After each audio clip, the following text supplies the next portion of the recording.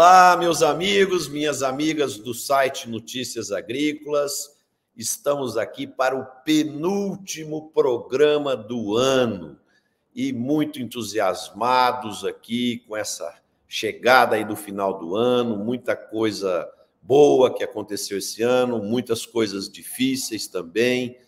Hoje nós ainda não faremos uma retrospectiva, mas nós iremos debater assuntos muito importantes que estão acontecendo no Brasil, no mundo, na economia, no agronegócio e também na educação e nas questões do meio ambiente, da sustentabilidade, principalmente olhando um pouco para a COP28, que está sendo encerrada aí até amanhã, né? E nós vamos começar aqui ao lado da Letícia, do Antônio e do Tejon, as nossas discussões aí do dia de hoje. Letícia, como é que você viu aí todas essas questões de tentativas de avanços lá na COP, mas parece que a roda lá está meio quadrada, é difícil compatibilizar interesses de gregos e troianos e a coisa não está ficando tão redonda, né? Então a gente espera que até o dia de amanhã eles possam superar aí alguns entraves para a gente conquistar alguns avanços em prol do bem do planeta. Marcelo, realmente, grandes desafios, né? A gente tem algumas declarações importantes na COP, que está próxima de terminar. Uma delas foi do presidente do Paraguai, que provou, né, o tanto que o país tem um agronegócio sustentável, assim como o Brasil, e que as discussões não deveriam estar pautadas em relação à produção de alimentos, né? Mas sim pautadas na utilização do petróleo, né, e dos combustíveis fósseis no geral. E, inclusive, o próprio coordenador da COP de Dubai, um sheik, que também é presidente de uma empresa petrolífera, disse que não há comprovação científica que o petróleo causa aquecimento global. E é importante a gente lembrar que o Brasil é responsável por menos de 3% das emissões totais mundiais. Então, acho que a gente tem que pensar, né, em discutir o que realmente deveria ser discutido, ou se não, perde a credibilidade o que a gente está fazendo na COP, né? E, além disso... Não, pode continuar, desculpa. Não, além disso, a gente está com grandes movimentos também na Europa, né? Que o Parlamento Europeu ele rejeitou essa semana a proposta da Comissão que limitava o uso de pesticidas na agricultura europeia e limitava radicalmente o uso desses produtos químicos que protegem essa produtividade das culturas. Então, as pressões lá também internas tão grandes, começou na Holanda, seguiu para a França, e a França é o país que mais produz alimento na Europa, né? E teve protestos a favor do uso do glifosato e também contra a medida que prevê a destinação de 4% das terras agricultadas para a proteção ambiental. E será que eles aceitariam 20%, que é o mínimo aqui de reserva legal, né? Então, acho que já está tendo questionamentos também em outros países e a gente deve aguardar esse impasse aí para ver se a gente traz coisas boas para casa. E esperar a próxima COP no Brasil, que a gente vai poder fazer as pessoas verem, né, sentirem e verem como é que funciona a produção sustentável brasileira.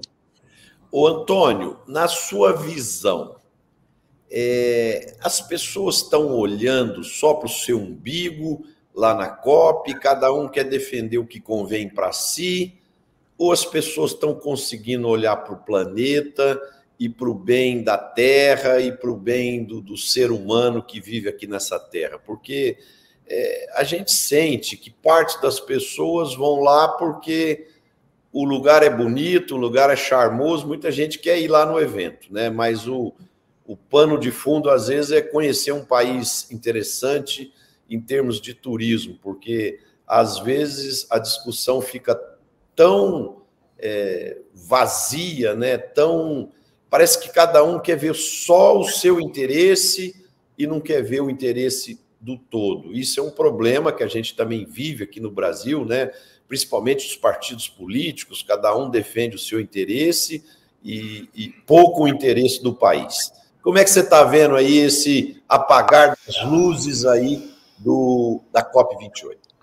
Bom, Marcelo, muito boa tarde para você, para a Letícia, para o Tejon, para todos aqueles que nos acompanham. Eu acho que uma coisa que eu aprendi na minha vida é que todo mundo é gente demais e ninguém é gente de menos, né? O que eu quero dizer com isso? Que eu não devo fazer aqui nenhum tipo de generalização. Eu acredito que tem pessoas que vão lá para defender exclusivamente seus interesses, o interesse do seu país, o que, de certo modo, é legítimo e correto. Afinal de contas, tem pessoas que são pagas para fazer determinadas tarefas, funções, estudos, e ambientes como esse são importantes para consolidar pensamentos e pessoas que vão assim são legítimas. E que bom, sorte dos países que têm essas pessoas. Tem pessoas que vão lá para aparecer. Tem gente que vai lá só para fazer política, para dizer que foi na COP, que está preocupado com o meio ambiente, etc. Nós vemos isso muitas empresas fazerem. Empresas que, quando a gente chama elas aqui, escuta, você está tão preocupado, tem atuado tanto na mídia, essas questões de ESG, de sustentabilidade, você tem tantos programas, olha só, nós temos aqui uma série de captura de carbono, vamos fazer aqui um projeto com os produtores, vamos fazer um negócio aqui, vamos botar um dinheiro mais barato na mão de quem está seguindo certas práticas. Não sai um centavo, mas estão lá na COP, tirando foto, dizendo que estão lá, etc, etc. Nós temos pessoas que vão lá para representar seus países e nações e que fazem um trabalho importante na divulgação do trabalho, na cobrança de determinadas discussões, também importante, legítimo. Mas eu quero dizer, Marcelo, quero achar, pelo menos, que a maioria das pessoas vão de bom coração, vão com boas intenções e com uma preocupação genuína, que deve ser levada em consideração, deve ser levada a sério. O que nós temos, sim, que evitar são os exageros, porque os exageros terminam tirando a credibilidade do processo. Eu já falei isso aqui em outra oportunidade. Eu sou um estudante universitário do inicinho dos anos 2000, daquela época que o Al Gore perdeu a eleição para o Bush pai, que foi uma comoção nacional, aqui no Brasil, inclusive. E ele virou palestrante de uma ONG que ele criou. E ele fazia projeções que as calotas polares iam derreter até 2014. Aí ele mostrava fotos de cidades alagadas, o Rio de Janeiro ficava só o Cristo Redentor de fora e tal. E eu tive lá no Rio, faz pouco tempo, passei ali no Rio, fiz uma conexão no Santos Dumont, passei bem perto do Cristo e a água continuava no mesmo lugar. Ou seja, a gente tem que ter cuidado com essa coisa do para ontem, se não for agora, vai todo mundo morrer, todo mundo vai acabar. A gente tem que cuidar com os exageros. Mas nós temos que olhar para a questão central, que são sim as mudanças climáticas, que são sim os problemas que nós temos que enfrentar com lixo, com cuidado com o esgoto, os próprios problemas da agropecuária global, aquelas coisas que nós temos que melhorar, a gente tem que olhar para o umbigo e melhorar mesmo, e parar de reclamar, tem que fazer, vamos fazer. Agora, não é ficar só no discurso, nós temos que fazer as coisas que nós precisamos e que nós nos comprometemos, e até porque quem mais se prejudica com as mudanças climáticas são os agricultores. Está aí o que está acontecendo no Brasil esse ano mostrando isso. Se as mudanças climáticas estão prejudicando o planeta, do ponto de vista empresarial, quem mais se preocupa são os próprios produtores. Então não é assunto dos outros, é assunto nosso. Tejon, qual a sua percepção sobre o evento, Tejon? Muito bom, Marcelo. Prazer estar com vocês aí, Letícia, Antônio, nossos telespectadores. Olha, eu vou dizer a vocês o que o Roberto Azevedo, que foi diretor da Organização Mundial do Comércio, e estava lá embaixador, representando a BAG lá no evento, e eu falei com ele 3 questões, né? E esse homem foi diretor da OMC, tá certo? Então tem uma visão extraordinária a nível planetário. A primeira pergunta que eu fiz para ele foi se a COP28 foi boa, ruim ou depende, né? Ele disse, ele acha que a COP28 e os avanços feitos são preocupantes, mas não apenas para o Brasil, preocupantes para o mundo inteiro. Diz ele, não há sequer acordo mínimo sobre conceitos básicos, como, por exemplo, combustíveis fósseis. não entender que o combustível fóssil é talvez o coração do problema é sério. E, aparentemente, nós demoraremos até acordos que levem a resultados concretos, palpáveis, importantes. E ele diz, os países vão agir por conta própria, de forma unilateral, sem coordenação. E, claramente, serão introduzidas medidas que, no fundo, serão contraproducentes e tal, porque pode haver uma grande bagunça, né, de visões daqui e dali. O que ele diz é o seguinte, não tem governança, tá certo? João, deixa eu só te interromper nesse ponto aí, que realmente é uma coisa muito preocupante. É só a gente olhar o caso da pandemia que nós tivemos, né? Por exemplo, o vírus sai lá da China, vai para os outros países, quer dizer, então não adianta um outro país falar, eu fiz meu dever de casa, mas se o vírus vier de lá para cá, vai contaminar todo mundo, né? Então, não adianta um país fazer o dever de casa nessa questão planetária ou ambiental aí, porque o planeta é um só, né? O que o Roberto Azevedo diz é isso, né? Não tem acordo, não tem governança, e isso pode comprometer a consecução das nossas metas climáticas. Então, é a visão dele que não foi legal, tá bom? A segunda pergunta é eu perguntei para ele sobre o plano de transformar 40 milhões de hectares do Brasil, de pastagem degradada, em ativo sustentável. E o Roberto Azevedo me respondeu, recuperar 40 milhões de hectares é, sem dúvida, uma ambição muito importante, muito necessária. Ele fala por causa do aumento da população do planeta e podemos oferecer uma segurança alimentar. Agora, ele fala, tem que haver um compromisso político muito firme para que isso aconteça, né? Todos terão de estar engajados e vai ter um montante de recursos financeiros muito vultoso.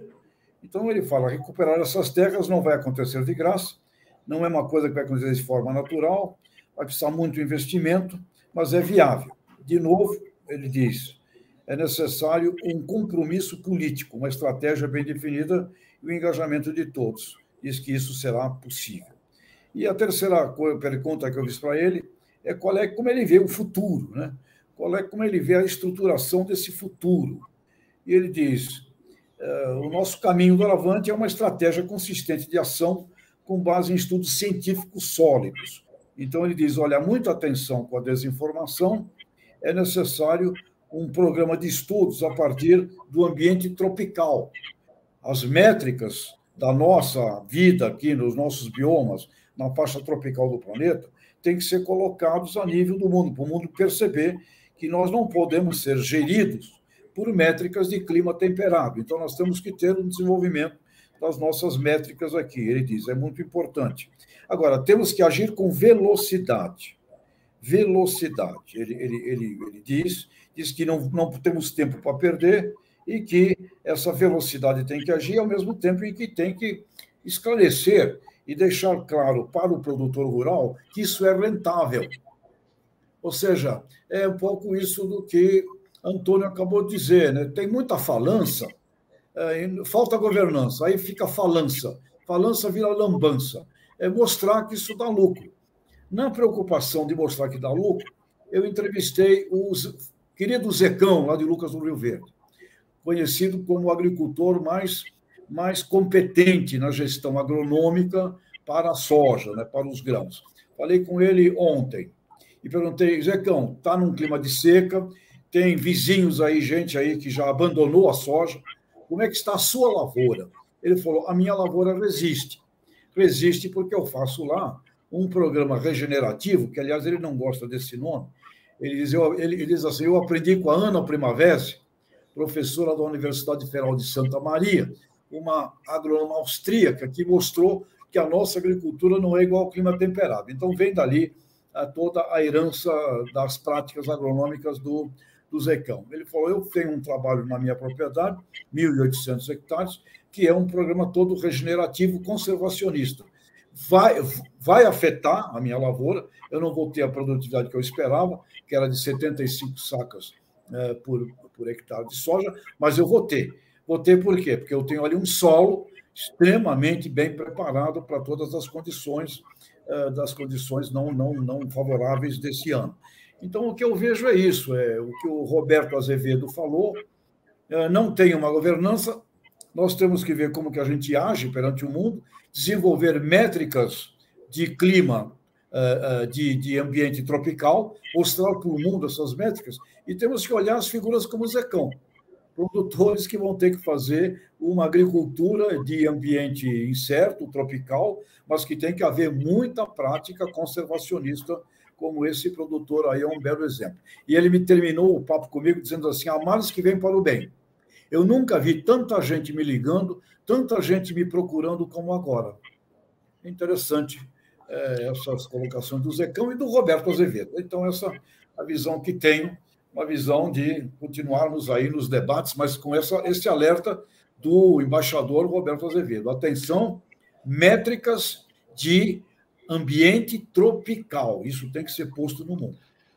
Marcelo, essas colocações... Só um minutinho, Antônio. Claro. Essas colocações do Roberto Azevedo são muito bem resumidas aqui por você, e eu acredito que nós aqui da bancada estamos bem alinhados com ela. E essa posição do Zecão, ela é interessante porque é o seguinte, existem duas formas de se aprender, né? A gente aprende pelo amor e pela dor, né? Então, infelizmente, nós, cidadãos do planeta, ou agricultores que não estamos ainda preparados para enfrentar as mudanças climáticas, nós vamos ter que aprender isso, né? Ou pelo amor ou pela dor. Mas, de alguma forma, nós vamos precisar aprender. E outro dia nós mostramos aqui que as quebras mundiais pelas mudanças climáticas já são 15,7%. Eu já vou te passar, Antônio, eu queria só fazer mais um comentário aqui, Tejon. Você falou sobre desinformação, né? E você, que é um grande especialista em comunicação, está nas mídias de hoje uma polêmica aí com arroz branco. A Universidade de Harvard fez uma pesquisa lá com arroz branco e falou que tem que reduzir o consumo porque ele tem alta carga glicêmica e pode potencializar a pessoa engordar ou também, às vezes, problemas fisiológicos aí, inclusive até de uma potencial diabetes, né? Já a nutricionista que viu a pesquisa falou que Harvard foi infeliz no comentário porque ela olhou o arroz de forma isolada e o arroz não é consumido de forma isolada, ele é consumido com carnes, com feijões, com verduras, e ao estar integrado a outros alimentos, ele não tem esse problema de alta carga glicêmica e impactar na saúde. Então, veja que duas pessoas sérias, duas entidades sérias, olhando de um ângulo diferente, falaram coisas muito diferentes e que, de uma certa forma, quem leu só uma informação pode ter ficado confuso. Então, a informação é um negócio que tem que tomar muito cuidado, porque isso pode levar à desinformação. Antônio, a bola está com você. Bom, primeiro eu vou começar com essa questão do arroz branco para nós não perdermos, né? Olhemos quem são os consumidores de arroz branco no mundo. China, primeiro lugar, Índia, segundo lugar. Depois nós vamos ter lá vários outros países asiáticos e o maior consumidor fora da Ásia somos nós, o Brasil. Olhem os níveis de obesidade nos países que consomem arroz, que tem o arroz na sua principal dieta, principal base da dieta, e olha a situação americana, por exemplo, que não tem, que mal come arroz, ou que não come arroz, o consumo é insignificante. Eu não sou nutricionista, mas é uma questão lógica, né? E o Harvard já condenou ovo, já condenou margarina, já condenou gordura de porco, já condenou tanta coisa que depois foi absolvida, que eu acho que a gente tem que ter uma certa parcimônia com essas informações. Eu queria falar em cima de um ponto muito importante que o Tejon trouxe, primeiro com a conversa com o nosso... foi diretor-geral da OMC, né? Da OMC. Isso. Nós temos que considerar, primeiramente, o seguinte: a produção em clima tropical é uma conquista brasileira, da ciência brasileira, da cidade brasileira.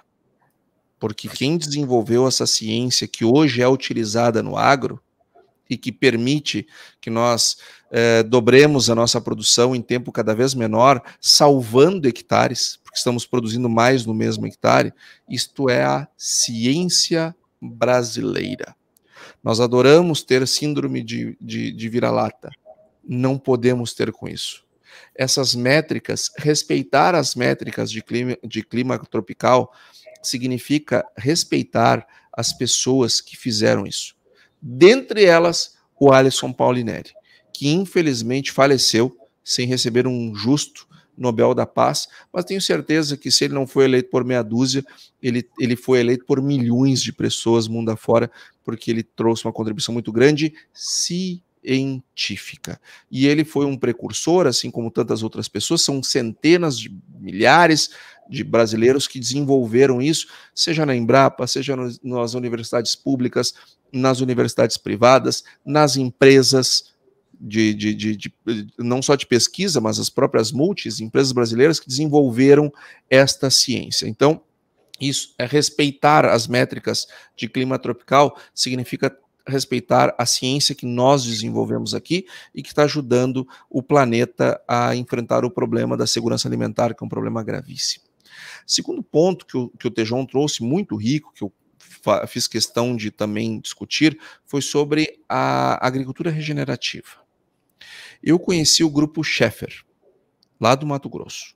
Estive lá com eles, não só do Mato Grosso, mas, enfim, a sede lá, e num evento que eles me chamaram, me convidaram para ser palestrante lá no encontro de líderes deles. E eu fui um dos palestrantes, eu falei de cenário macroeconômico, enfim, agronegócio, e assisti às falas deles. Eu fiquei impressionado com duas coisas. Primeiro, como eles acreditam na agricultura regenerativa para uma questão do planeta, mas como eles acreditam na agricultura regenerativa como uma forma de tornar a produção melhor, mais produtiva, mais estável, e isto também é ciência, e eles estão fazendo isso lá muito bem. Eu chamei para um evento da minha empresa, alguns anos atrás, o Aurélio Pavinato, CEO da SLC. Além de CEO da SLC, ele é doutor em solos. Eu fiquei impressionado como estas coisas que o Tejon está trazendo aqui, que todo o programa ele tem enriquecido este debate com essas questões, com novos elementos sobre a agricultura regenerativa. Eu quero dar aqui meu testemunho.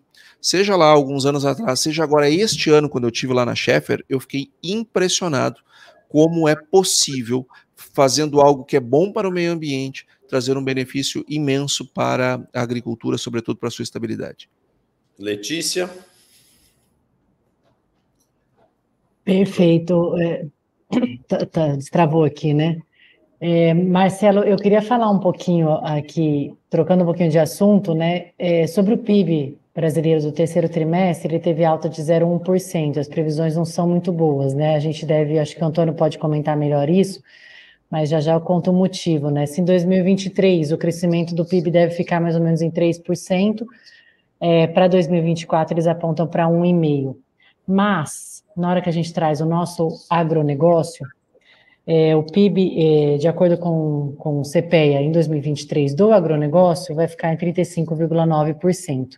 Ou seja, o agronegócio tem puxado o PIB brasileiro para cima, a gente já vem discutindo isso daqui faz bastante tempo. Mas, a semana passada, o professor Chico Graziano trouxe uma pesquisa muito interessante, que é uma coisa que a gente já fala aqui, mas faltava medir, que é o índice de desenvolvimento humano nas cidades em que o agro entrou. Como isso foi crescendo, né? Então, ele trouxe aqui o IDH do Maranhão, por exemplo, 79% cresceu de 1991 a 2010, mas no agro, 110%. Do Piauí, nesse mesmo período, de 91 a 2010, 79%, PIB do agro, 103%. Da Bahia, 71%, contra o do agro, 86%. Mato Grosso, 61%, o Mato Grosso do agro, 48%. Mato Grosso do Sul, 49%, e assim vai. Goiás também, 51%, e o Goiás do agro, 63%. E a gente fala aqui em vários encontros nossos, né? Quando a gente vai para esse Brasil aí, a gente consegue enxergar, igual o Antônio trouxe, o grupo-chefe lá, do qual eu conheço bastante também, como essas inovações, como a ciência tem entrado, como os produtores estão abertos para aderir a isso e como tem levado o desenvolvimento para o Brasil afora, né? Na hora que você vai lá para Matopiba, na hora que você vai para o Mato Grosso, ali no geral também, você vê esse crescimento das cidades, você vê crescimento em educação, crescimento em serviços, crescimento em negócios no geral, e agora a gente tem isso quantificado. Então, como o agronegócio também ajuda nesse desenvolvimento. Achei interessante essa pesquisa. E uma coisa interessante, que as grandes indústrias de defensivos agrícolas também estão puxando a agricultura regenerativa, estão apostando nela, estão incentivando, né? Então, isso é uma coisa positiva para o setor, porque as instituições estão apostando naquilo que vai dar certo, tendo ela produtos diretamente ligados àquilo ou não, né? Então, eu acho muito importante esse tipo de postura. Tejon? Muito bem, pessoal, é isso. Eu acho que nós temos que, além de fazer, nós temos que dizer o que fazemos. E essa luta que o Roberto Azevedo fala, a luta da desinformação, né, da má informação e do fake news. Fake news já é uma outra história, né? É picaretagem pura, é vontade de aprontar. Bullying, né? Fake news é bullying. Então, a desinformação, a má informação, essa grande luta. E aí ele fala da importância de colocarmos as métricas brasileiras. E como muito bem Letícia coloca, os aspectos também do IDH, nesse trabalho do Chico, é uma preocupação mundial hoje. Inclusive, na nossa pesquisa feita lá na Europa, aparece uma crítica ao agronegócio não brasileiro, uma crítica ao agronegócio como um todo. Ninguém tem dúvida que gera riqueza econômica. Mas tem dúvida se distribui riqueza. Certo? Então, essa necessidade, aí é onde eu sempre falo muito, e o Roberto é outro herói disso. Olha, vocês todos, o Marcelo, vocês todos, sobre cooperativas, né? Cooperativas é uma prática efetiva da distribuição da riqueza organizada, etc. Então, é necessário que a gente tenha métricas brasileiras, métricas tropicais. É uma revolução que o Brasil fez, tá certo? É uma revolução brasileira essa, é realmente uma revolução. Não vamos nunca esquecer do Cirne Lima, né, gaúcho, que foi o cara que fez o plano em 1970, depois o Alisson colocou o plano de pé. Mas esse brasileiro, Cirne Lima, gaúcho, brilhante pessoa, né? Ou seja, é uma revolução brasileira. Nós temos que mostrar isso para o mundo, temos que dizer isso para o mundo, e temos que dizer isso para o mundo com fundamentos de informação. Não basta dizer, é necessário que a gente tenha lá provas científicas que comprovem isso, até porque o que você trouxe aí, Marcelo, informação de um ponto de vista, informação de outro ponto de vista, se nós formos olhar ao longo da história, café já foi vilão, tudo é vilão. Depois você faz outra pesquisa e mostra que não. E ali a gente volta para aquele fundamento da ciência, né? A diferença entre o veneno e o remédio é a dose. Tá bom? Então, eu fico imaginando gaúchos aí, produtores de arroz. Meu Deus do céu. Provavelmente você colocar num país todo já fértil, com ótima comida, e comer 2 pratos de arroz, deve dar problema. Mas tu imagina 4 bilhões de pessoas que não têm comida direito para comer, né? Se vai ser um problema, assim como o açúcar também. Né? Teve um plano de combate à fome, de gente morrer de fome na China, e que se distribuía a cana-de-açúcar, distribuía rapadura. Uma rapadura não deixa a pessoa morrer. Quer dizer, então tudo é muito relativo nessa luta, nessa guerra pela informação, desinformação, fake news. É uma grande batalha. Acho que, como nunca vimos na história do mundo, a batalha pela informação. Né? É isso aí, Marcelo. Marcelo, temos uma contribuição aqui do internauta, né? Boa tarde. Creio que a ciência é muito importante, mas tenho certeza que o desenvolvimento da agricultura tropical tem muito a responder aos bravos agricultores que desbravaram os sertões do Brasil. E é isso mesmo, né? Tem muita cultura, muita história, muita gente trabalhadeira e que levou isso daí para o Brasil afora. E nesse comentário aí, você falou sobre o arroz, a gente lidar com isso o tempo todinho aqui na parte do material didático, e uma provocação que eu sempre faço para os alunos que a gente atende, ou professores ou autores, falo sempre, gente, pergunta, será? Será mesmo? Toda a informação que você vê, pergunta, faz essa palavrinha, porque já muda toda a sua percepção, né? Igual o Antônio fez a comparação com o corpo, né, das pessoas, né, mais magras, a saúde das pessoas ali asiáticas que consomem muito arroz. Na hora que você faz um pequeno será, você eleva o pensamento para trazer outros tipos de discussão para a mesa. Né? Nem só porque um cientista falou, uma universidade falou, aquilo deve ser endossado como verdade universal, né? Eu queria aproveitar, Marcelo, se você me permite, queria aproveitar a experiência do Antônio, que ele lida muito com o Antônio. É uma pergunta aqui, que é uma curiosidade. Se você pudesse levantar, o planeta Terra tem 580 mil produtores rurais, o último dado que eu vi da ONU. 580 milhões, né? 580 milhões, desculpe. 580 milhões de propriedades agrícolas no mundo, obviamente, gigantesca, maioria pequena. Quantos desses 580 milhões estão na faixa tropical do planeta Terra? Pode ser que a gente tenha ali, deverá ser mesmo, um número desses 580 milhões, um número gigantesco. Então, quando nós olharmos... Deve ser 2/3, Tejão, no mínimo. Eu acho que não. Acho que não tem tanto, não. Acho que não tem tanto porque nós aqui estamos na zona tropical, nós somos 5,5 milhões. Sem dizer que uma parte, né, do sul do Brasil está na região subtropical. Nós vamos pegar uma faixa no Brasil, nós vamos pegar uma faixa na América Latina aqui, alguns países latino-americanos, alguns países africanos, e não tem mais muita coisa não. Acho que a maior parte dos agricultores estão no clima temperado.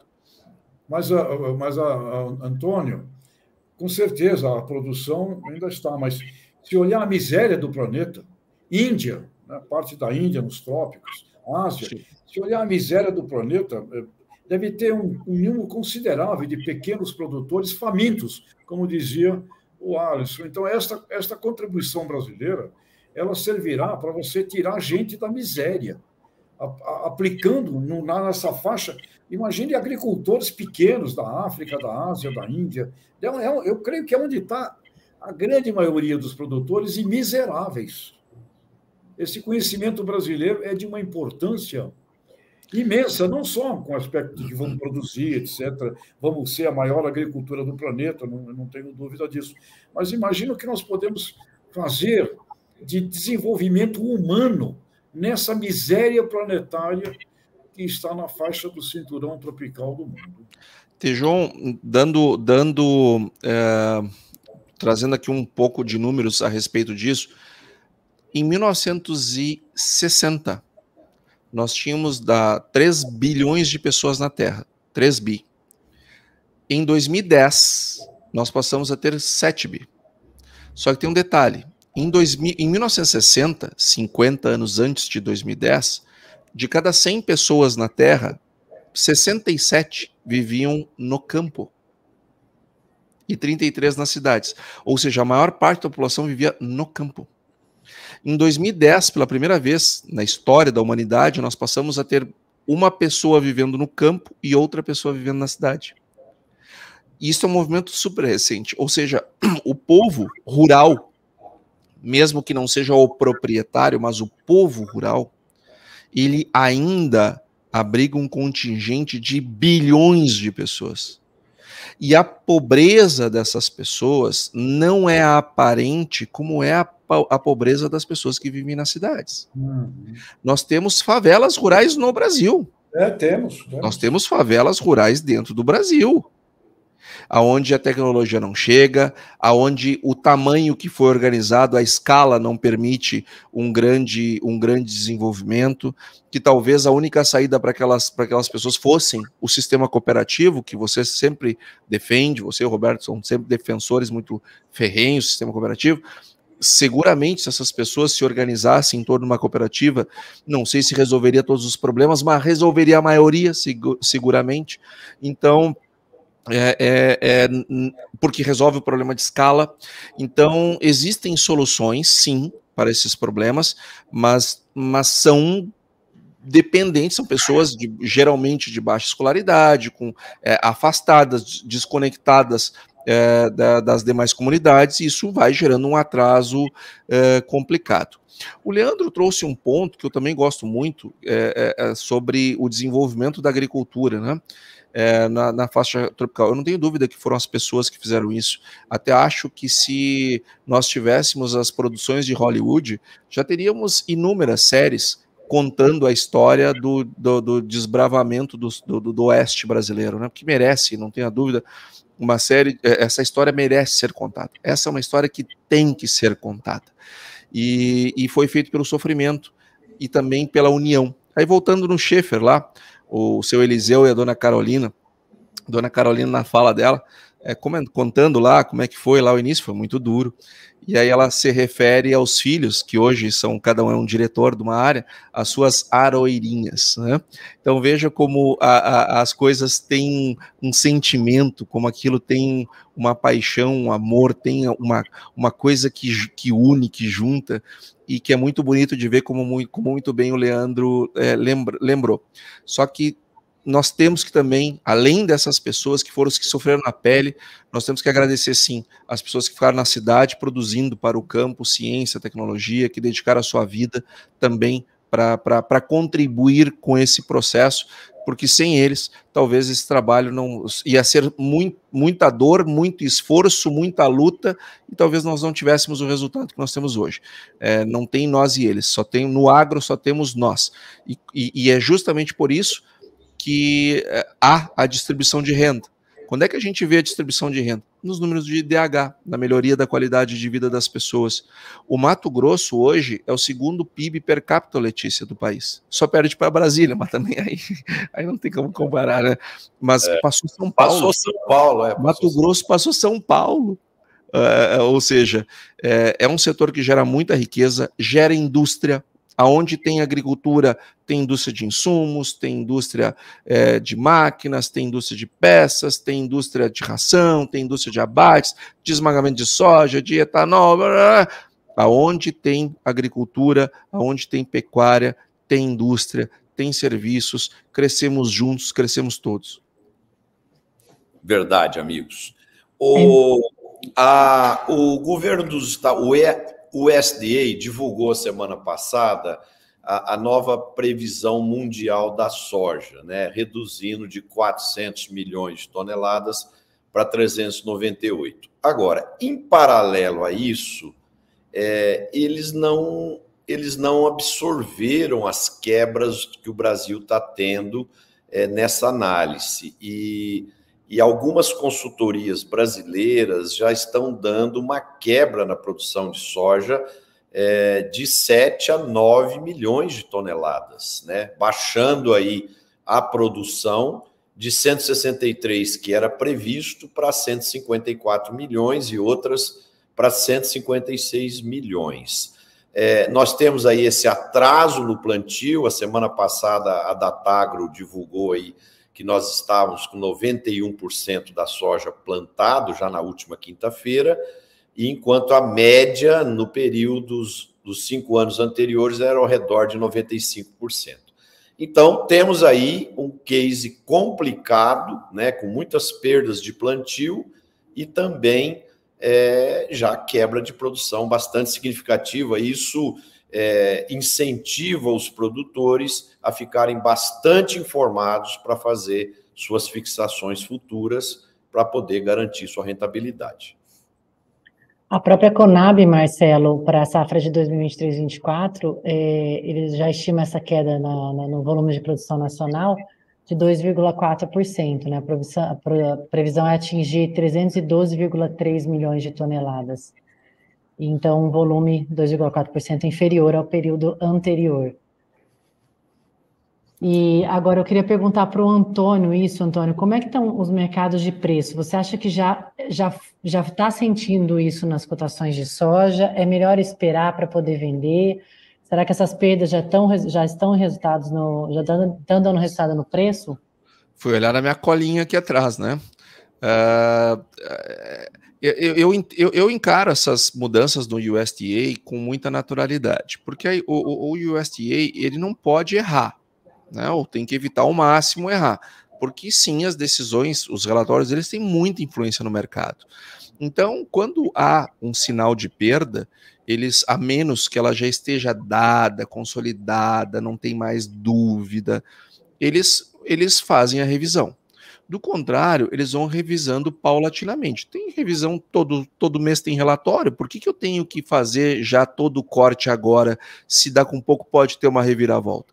Então, embora, né, nós sabemos que não vai ter reviravolta, mas nós temos que vestir os sapatos deles, eles estão lá em Washington, coletando informações. Então, as consultorias nossas aqui no Brasil, elas tendem a ter uma visão mais clara da realidade local.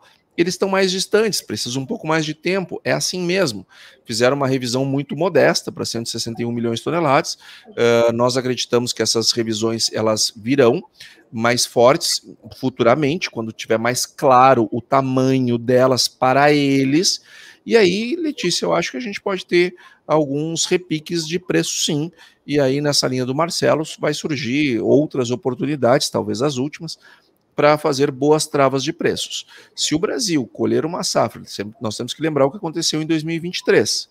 Olha o tamanho da nossa safra e olha o que aconteceu com os preços, porque nós não tínhamos onde armazenar, nós não tínhamos como escoar, nós não tínhamos como expedir. Nós melhoramos a situação do ano passado para cá ou continua tudo a mesma coisa? A Argentina não colheu, vai colher. E aí, é mais 20, 22, 23 milhões de toneladas de soja que não tinha no ano passado, que vai ter agora no continente. Então, esses recados que nós temos dado sistematicamente, o Marcelo acabou de fazer, são importantes de serem observados, porque existe um risco importante e nós temos que olhar com muita atenção para isso, mas eu acredito que a gente vai ter alguns repiquezinhos aí. Ô, Antônio, eu queria acrescentar isso que você colocou muito bem aí, a questão também do crescimento da economia, né? Por exemplo, o ano que vem nós vamos ter uma economia crescendo no mundo ligeiramente menos do que vai crescer esse ano. Os números atuais são 3% para esse ano e 2,9% para o ano que vem. Quando você olha a economia brasileira, 3% esse ano, 1,5% ano que vem. Então, o ano que vem, temos uma situação de uma economia ligeiramente mais lenta, né? E quando a economia fica mais lenta, é menos renda per capita, eventualmente é mais desemprego, né? Então, é muito importante que o agricultor fique atento a todas essas variáveis, mas eu acredito que essas quebras do Brasil ainda não estão precificadas na Bolsa de Chicago. Então, é importante ficar atento aí para a gente fazer bons negócios, garantindo a rentabilidade do agricultor. O Antônio, o Tejão fez uma pergunta para nós aqui, e você foi para um lado de raciocínio e eu fui para outro. O meu raciocínio foi o seguinte, como a Terra é redonda, eu imaginei uma laranja, né, cortada no meio, ali está o Equador. Se você cortar metade da laranja no meio, de novo, que é onde estão os trópicos, eu deduzi mentalmente que o espaço entre os dois trópicos é maior do que os pedaços do clima temperado, que as duas pontas da laranja, fazendo o raciocínio do planeta redondo, né? mas eu já estou com as respostas aqui. Eu pedi ajuda ao ChatGPT e ele já respondeu para nós, para não deixar os nossos internautas aqui com dúvida. 40% das propriedades agrícolas estão em clima tropical. Então, o seu raciocínio estava correto, e então é 60% em clima temperado e 40% no clima tropical. Eu não vou, eu não sei se vou me lembrar bem, tá? Mas do mapa, mas o trópico de Capricórnio, ele vai passar ali por São Paulo, mais ou menos, ali, sim. E o trópico de Câncer, ele vai passar lá no México. Então, se a gente traçar uma linha, né, vai pegar uma boa América Latina, uma boa porção da América Latina, uma boa porção da África, um pedaço da Índia e talvez o sul da China. Acho que não pega a China, não sei. Mas é por aí a coisa. E a agricultura desenvolvida, né, antiga, a primeira, está no hemisfério norte, na parte... Verdade. Letícia, eu queria que você comentasse, agora vamos falar sobre um outro assunto. A semana passada estava sendo muito discutida na mídia um péssimo desempenho dos estudantes brasileiros naquela prova do PISA, que mede a eficiência de ensino do país. E apesar daqui ser um programa de agronegócio, conhecimento, cultura, educação também é muito importante para o agro, e aqui a gente faz conexão do campo com a cidade, então esse é um assunto que interessa ao público urbano e ao público rural. E uma coisa interessante que saiu lá nesses dados, quando você pegava escolas particulares de alta renda, os estudantes brasileiros tinham um desempenho dos 5 melhores países do mundo. Então, isso prova que o que está faltando para a nossa educação é investimento, é estrutura, é capacitação dos professores do ensino básico e da parte governamental, de mais apoio à educação. Como é que você viu esses resultados, você que é especializado em educação? Marcelo, realmente muito triste, né? A OCDE, que é responsável por essa prova, considerou essa queda mundial, não foi só brasileira, né? Sem precedentes e bem dramática. 1 em cada 4 adolescentes de 15 anos dos países mais ricos do mundo tem baixo desempenho em matemática, leitura e ciências. Vamos lembrar que na hora que a gente fala de leitura, ela é necessária para qualquer uma das matérias. Quem não sabe ler, interpretar e escrever, né, um bom texto, não consegue fazer nem interpretar o texto de matemática, né? Mas o que mais assustou foi o desempenho de matemática, que apenas 1% dos estudantes brasileiros conseguiu chegar às notas mais altas em matemática. Mostra, sim, Marcelo, essa diferença das escolas públicas e privadas, mas não é só isso, né? É um índice muito pequeno para cá. Para o Brasil, por exemplo, Singapura, 41% dos alunos atingem o nível melhor, Taiwan, 32%, a média da OCDE é 9%, o Brasil, 1%. Então, a gente está atrás em leitura, está atrás em matemática, e assim, por consequência, atrás em várias matérias. Um desempenho ruim, essa separação entre privada e pública, temos a questão da pandemia, crianças sem aula, escolas privadas voltaram, pública demorou muito mais, então acho que aumentou esse gap, mas não está só aí o problema, a gente tem que rever material, a gente tem que capacitar professor, eu acho que muito mais do que a infraestrutura que você trouxe, estímulo aos alunos de querer aprender, de perguntar aos Serás, de ter essa curiosidade. O que eu vejo é um acesso a materiais muito ruins, muito negativos. Então, qual é o estímulo que você está dando para aquele aluno?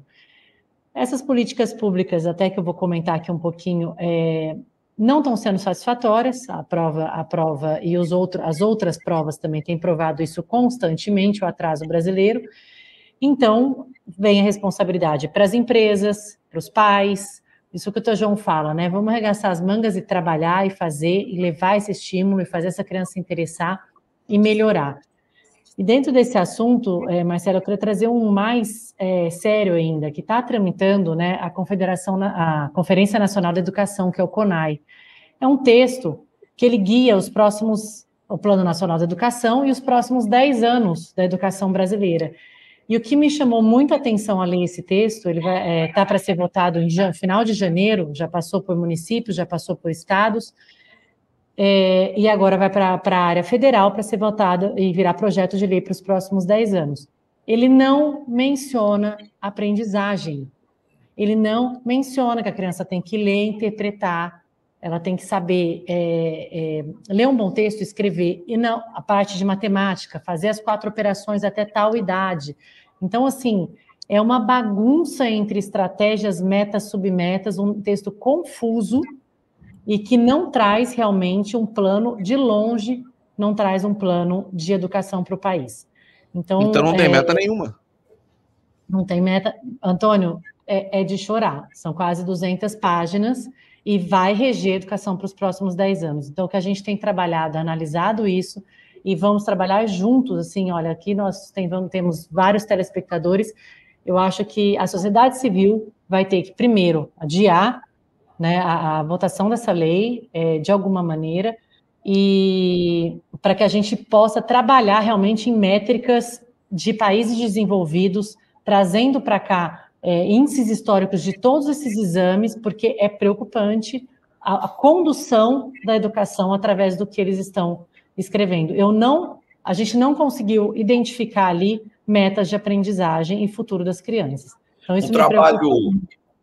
Um trabalho muito bonito, Letícia, que a OCDE faz, é estabelecer essas metas, oferecer parâmetros de países desenvolvidos para os governos se balizarem, né, de altos níveis de eficiência, só que parece que os políticos não respeitam isso, os políticos não levam em conta isso, e com isso a gente vai ficando para trás, né? Sem um povo sem educação, tem muita dificuldade para desenvolver. Sindicatos dos professores, será que eles levam em consideração essas sugestões da OCDE, esses aprendizados dos países desenvolvidos? Será que as soluções que nós damos, elas são testáveis? Eu, como pai, eu acho que a Letícia já merece uma estátua pelo que tem feito lá De Olho no Material Escolar. E ela e toda a equipe, né, toda a turma. Porque, como pai, assim, a gente fica muito escandalizado com as coisas que a gente lê no material escolar. Distorções da realidade, e o pior é que, assim, que não está sendo entregue aquilo que está se propondo a fazer, que está escrito que será. São essas crianças de hoje que vão construir as nossas casas, que vão nos defender, que vão cuidar da nossa saúde, que vão cuidar da nossa economia, que vão cuidar das nossas empresas. Gente, o que nós estamos fazendo? É muito triste essa situação, Letícia. Quando eu vi o PISA, eu fiquei escandalizado. Sinceramente, eu fiquei escandalizado e, ao mesmo tempo, assim, dá um desânimo na gente. Dá um desânimo. Antônio, o Tejão que gosta de pesquisa, né? Eu falo, a gente precisa medir mesmo, porque a gente sabe que está ruim. Só que na hora que a gente vê essas métricas, não só do PISA, mas do PIRLS, do TIMSS, do Provão, a gente sabe que está atrasado. Então, isso tem que vir junto com a sociedade civil, né? Então, nós temos uma ouvinte aqui também, a Giovana. Obrigada, Giovana, aqui pela colaboração. Ela escreveu: os números de educação, de forma geral, seguem muito desafiadores de acordo com os resultados de estudos internacionais. Lembrando que o agronegócio é super presente no material didático, em várias matérias, e pensar que políticas públicas vão resolver o problema é ingenuidade. Como as empresas podem ajudar? E é o que o Tejão sempre fala, né? Vamos fazer isso.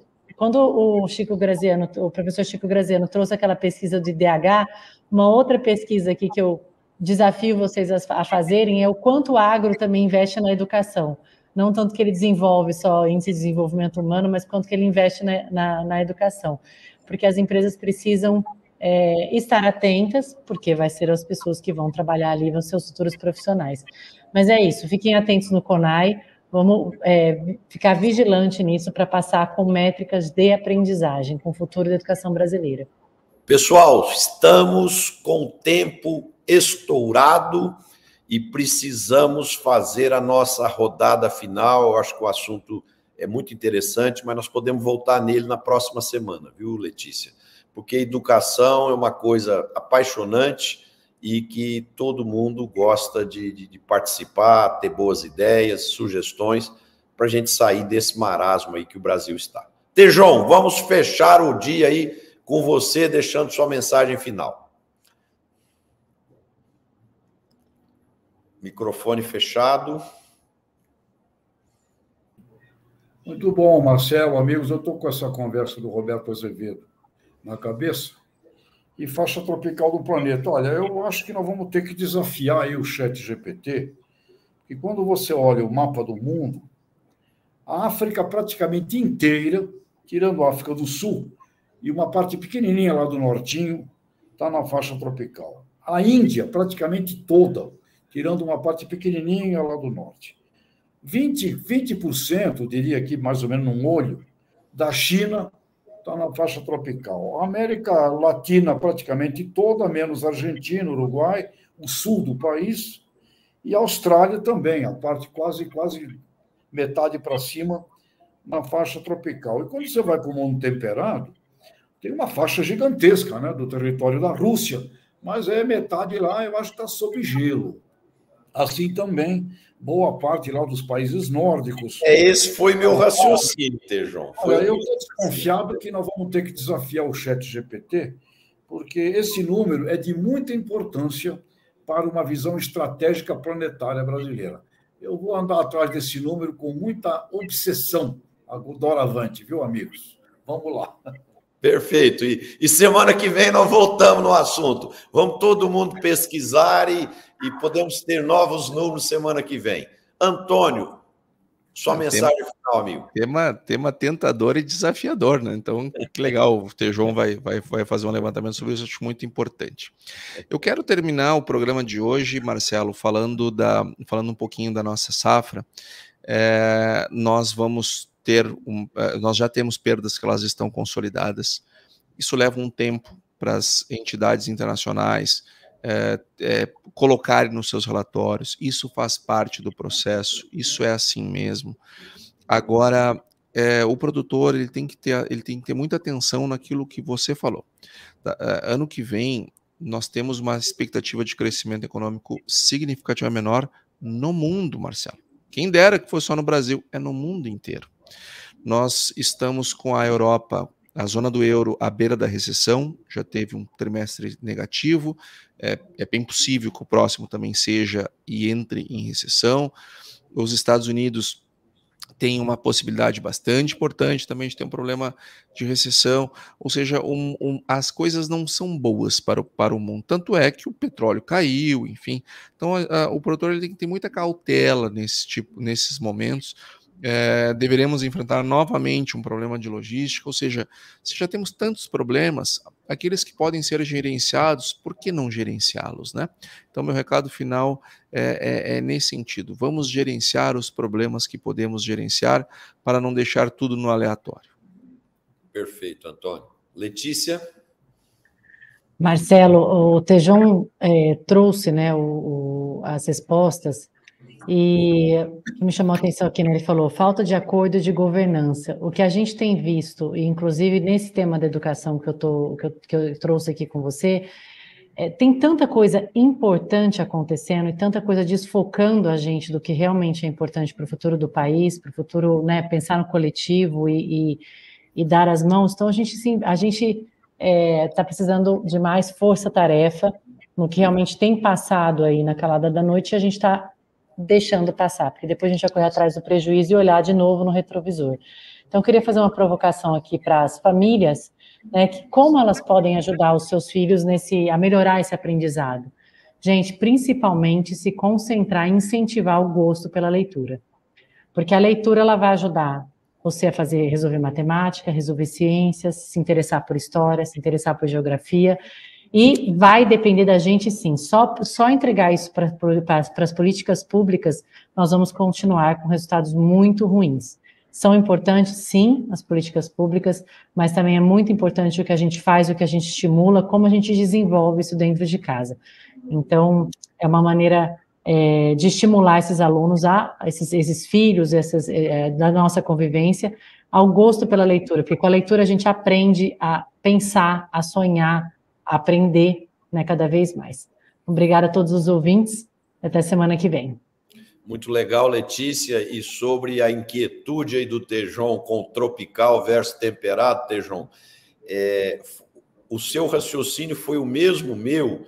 Agora, existe uma variável que interfere muito nesse número, porque como nós estamos discutindo aqui número de propriedades agrícolas, quer dizer, se nas regiões de clima temperado as propriedades são menores ou forem menores, eles podem ter um número muito maior, mas de um volume de hectares menor. Então, é importante também a gente olhar a área em quilômetros quadrados de clima temperado e de clima tropical para a gente continuar nesse debate aqui na próxima semana. Eu queria deixar aqui a minha mensagem.